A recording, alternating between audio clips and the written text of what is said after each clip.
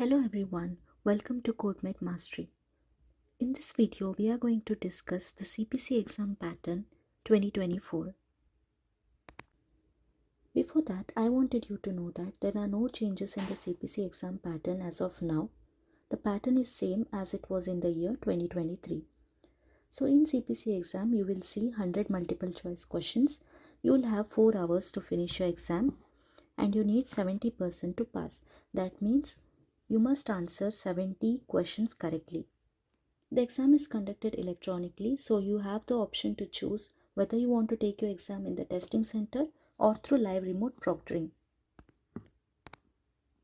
In the CPC exam, you will get questions from CPT book, ICD-10-CM and HCPCS Level 2 book.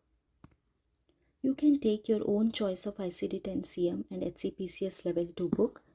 These two books you can use any publisher, but your CPT book must be AMA Professional Edition only. And it's always better if you use current year books because codes are updated every year. Now let us look at the pattern so that you will know from which section how many questions are going to be asked. So from 10,000 series, that is integumentary system, you will get 6 questions. And from musculoskeletal system, you will get 6 questions.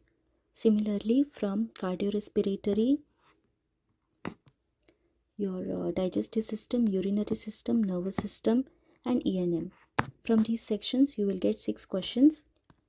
From anesthesia chapter, you will get 4 questions. From radiology, lab and path and medicine, again you will get 6 questions. From medical terminology, anatomy, you will get 4 questions each. From ICD-10-CM, you are going to get only 5 questions. From HCPCS Level 2 book, you are going to get 3 questions. From coding guidelines, you are going to get 7 questions. Compliance and regulatory, you will get 3 questions. And case studies, you are going to get 10 questions. So majority of the questions you are going to get from your CPT book only. So practice as many questions as possible.